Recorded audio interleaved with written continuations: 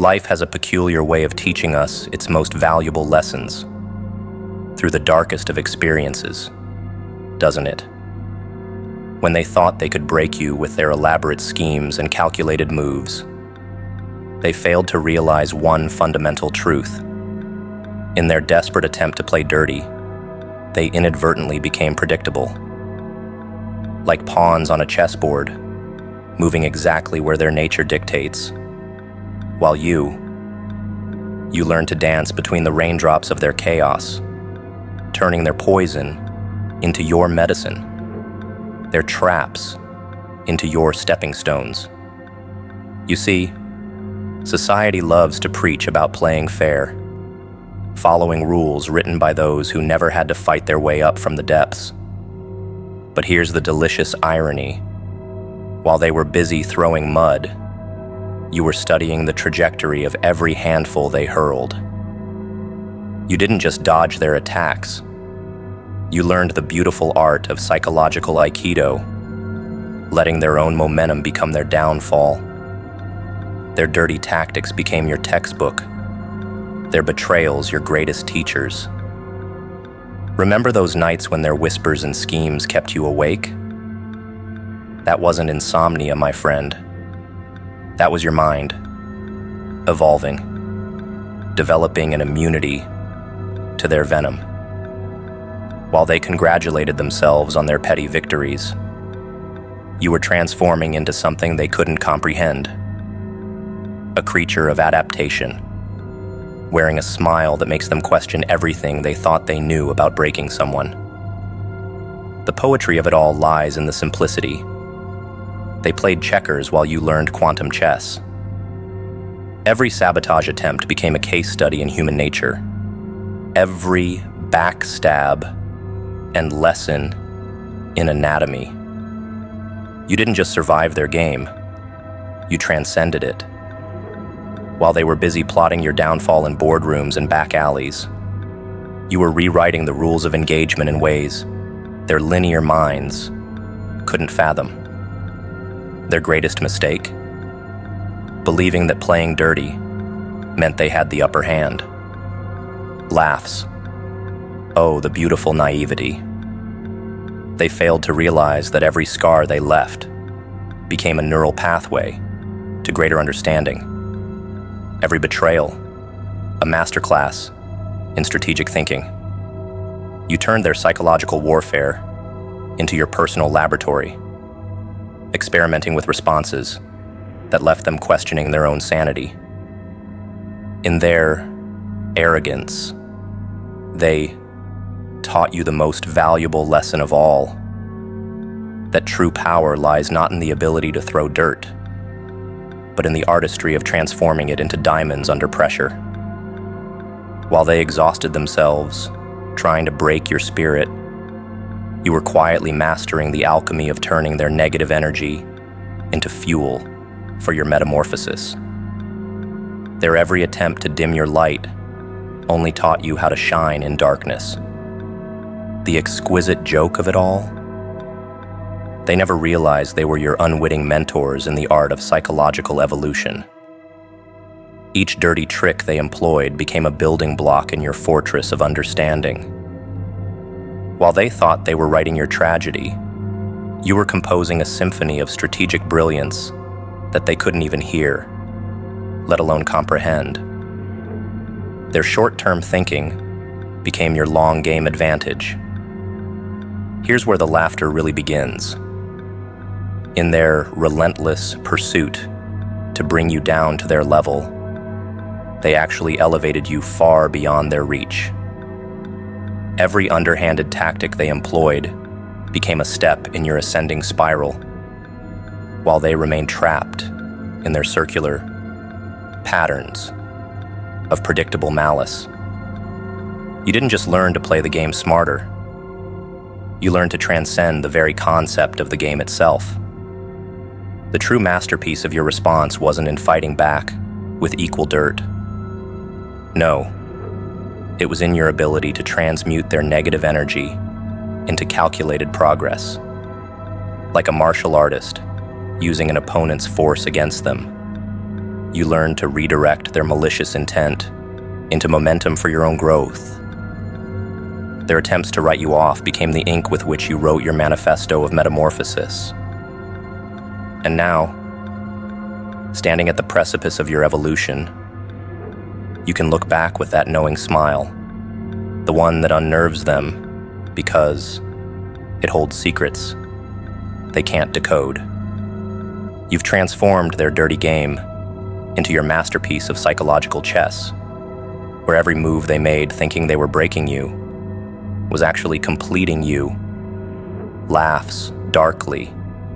In trying to bury you, they forgot that seeds grow in dirt. And darling, you've bloomed into something magnificently uncontrollable. Let me paint you a picture of the existential comedy that unfolds in the theater of human malice. You see, there's a delicious irony in the way people speak of hell as some distant inferno, a future punishment for present sins. But those of us who've danced with demons in human skin, we know better. We've seen the truth reflected in their hollow eyes. Those who inflict suffering are already burning in their own personal inferno, carrying their damnation like a second skin they can never shed. Their actions aren't just weapons against others. They're the chains they've forged link by link, binding them to a reality where trust is foreign, where every shadow holds a potential betrayal, and every moment is colored by the paranoia of their own making. Consider the psychological prison they've built for themselves, brick by brick, with every calculated act of malice. While you've learned to transform their toxicity into wisdom, they remain trapped in cycles of perpetual destruction, unable to escape the patterns that define their existence. Their minds have become torture chambers, where every scheme, every betrayal, every dirty play is both their weapon and their wound. They exist in a state of constant warfare, not just with the world, but with the haunting reflections of their own nature. The hell they carry isn't marked by physical flames, but by the perpetual burning of bridges they can never rebuild, relationships they've poisoned, and the scorched earth of their own humanity. What they failed to understand, in their rush to corrupt and condemn, is that their actions were never really about you at all. Their desperate attempts to drag others down were merely manifestations of their own descent, their own personal fall into an abyss of their making. While you've learned to alchemize their darkness into enlightenment, they remain trapped in the amber of their own malevolence, forever frozen in patterns of destruction that serve as both their purpose and their punishment. The true tragedy isn't in the pain they inflict on others. It's in the realization that they've become permanent residents in a hell of their own design. Watch them closely, and you'll see the signs of their damnation written in every calculated move. The constant need to scheme, to undermine, to destroy. These aren't just tactics. They're symptoms of a soul already consumed by flames they can't escape. Their laughter rings hollow. Their victories taste like ash, and their moments of triumph are merely brief distractions from the eternal torment of their own company. While you've learned to dance with shadows and emerge stronger, they remain chained to their own darkness, unable to conceive of any other way of existing.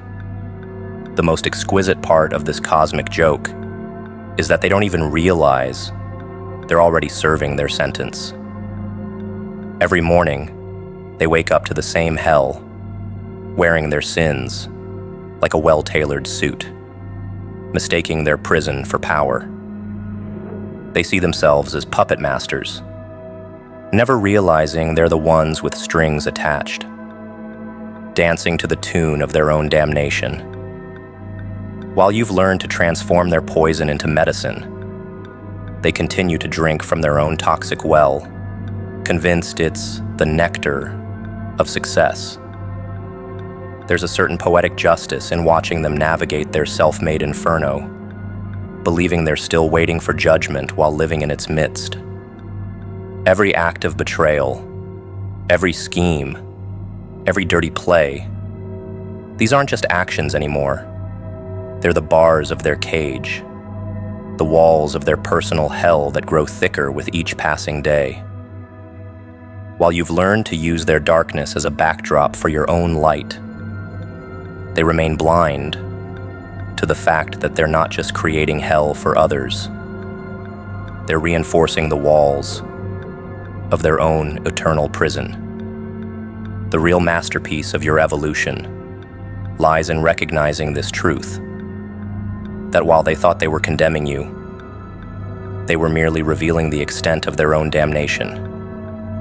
Their attempts to break you became the very tools of your liberation, while they remained shackled to the weight of their own malice.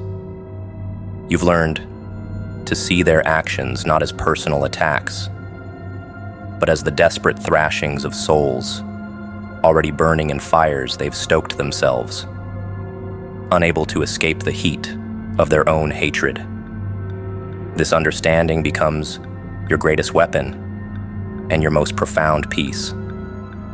Watching them scramble to maintain their illusion of power, never realizing they're already serving a life sentence in a prison of their own making.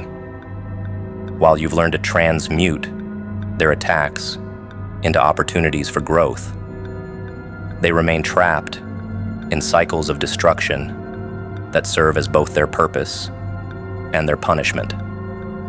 Their hell isn't waiting for them in some distant future. It's the reality they wake up to every morning, unable to trust, unable to connect, unable to escape the consequences of their own nature. In this grand theater of human nature, you've discovered the ultimate truth, that while they thought they were condemning you to their level, they were actually revealing the profound difference between those who can transform darkness and those who become consumed by it. Their every attempt to drag you down has only highlighted the growing distance between their eternal damnation and your continuous evolution. While they remain trapped in their infernal cycles, you've learned to use their fires as forge for your own transformation. Let me tell you a truth about the carnival of masks we call friendship, where smiles are often painted on, and loyalty is the greatest illusion of all. Picture yourself at a grand masquerade, surrounded by faces both familiar and foreign, each wearing a mask crafted from years of practiced deception. The air is thick with laughter, that melodious sound that so often disguises the grinding of knives being sharpened. You see, in this grand performance we call life, the most dangerous players aren't the obvious villains who bare their teeth and growl. No, the real threat comes wrapped in warm embraces and shared secrets, wearing the costume of friendship like a second skin, so convincing that sometimes even they forget they're playing a part. Consider the exquisite artistry of human pretense, where the same hands that lift you up in celebration are secretly measuring the height of your fall. These masterful performers have perfected their craft through countless rehearsals, sharing your triumphs with painted smiles while their eyes calculate your vulnerabilities, offering shoulders to cry on while mentally cataloging your weaknesses for future reference. They've learned that the sweetest poison is served in familiar cups, that the most effective betrayals come seasoned with years of built trust. Watch how they move through your life like method actors who never break character, so committed to their role that the line between performance and reality blurs, even for them. The true genius of their deception lies in its subtlety, the way they weave themselves into the fabric of your daily existence, until their presence feels as natural as breathing. They study your patterns with the dedication of scholars, learning your hopes and fears, not to support them, but to better understand where to plant their daggers. Their laughter at your jokes carries the same weight as their concern for your troubles, both carefully calibrated to maintain the illusion of genuine connection. But beneath this masterful performance lies a current of jealousy, so thick it could drown cities, disguised as celebration, masked as concern, hidden behind eyes that shine with false warmth. The symphony of their betrayal plays out in subtle notes. The slightly too long pause before congratulating your success, the barely perceptible tightening around their eyes when you share good news, the way their support always comes wrapped in gentle reminders of your past failures. These are the musicians of malice, playing a tune so familiar you might miss the discordant notes hidden within their harmony. Their presence in your life isn't marked by grand gestures of betrayal, but by the slow poison of doubt they drip into every interaction. The careful way they plant seeds of insecurity, disguised as friendly advice. What makes their performance so dangerous is its consistency, the way they maintain their role even when no one's watching, the dedication with which they build their facade of friendship. They learn your language, mirror your mannerisms, become such perfect reflections of what you need that questioning their authenticity feels like doubting your own judgment. Their betrayal isn't served cold. It's warmed by years of shared memories, seasoned with inside jokes, garnished with moments of seemingly genuine connection. They know that the most effective way to break someone isn't through obvious attacks, but through the slow erosion of trust, disguised as its reinforcement.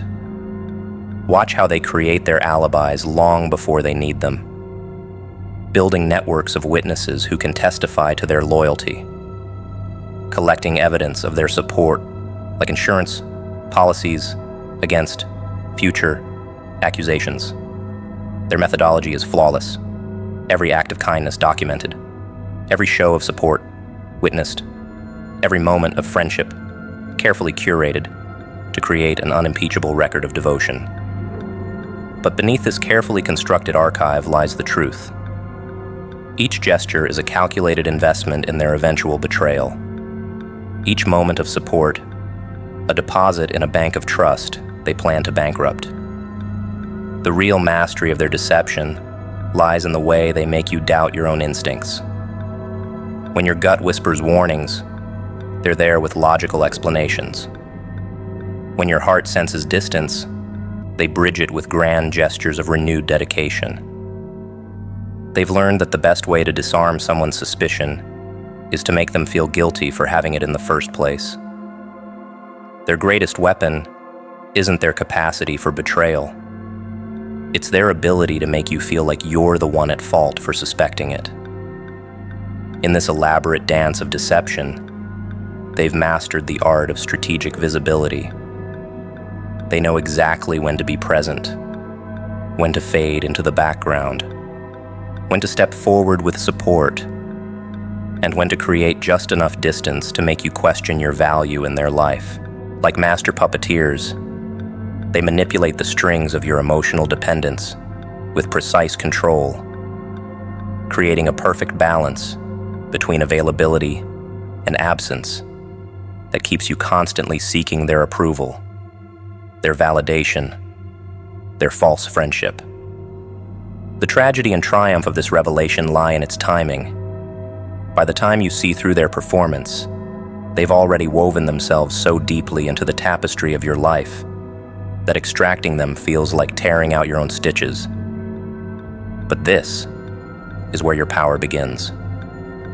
In recognizing the artifice, in seeing through the carefully constructed facade, you gain something they can never take away: the ability to read the script before it's performed.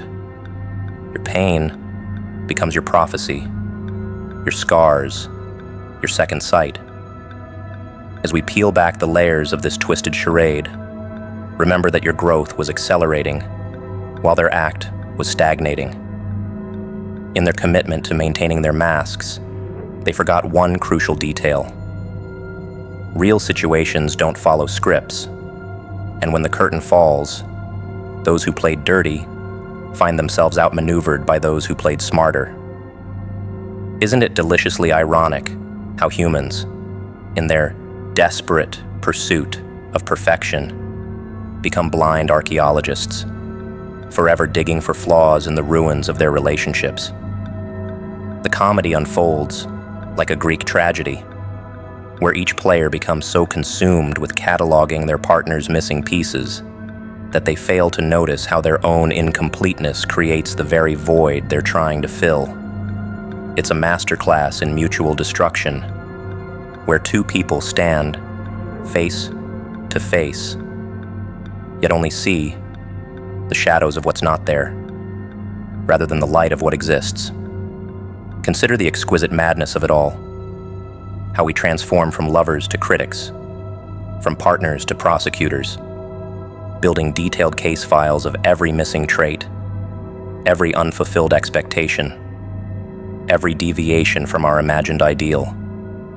We become experts in absence, connoisseurs of lack, so skilled at identifying what's missing that we lose the ability to recognize what's present.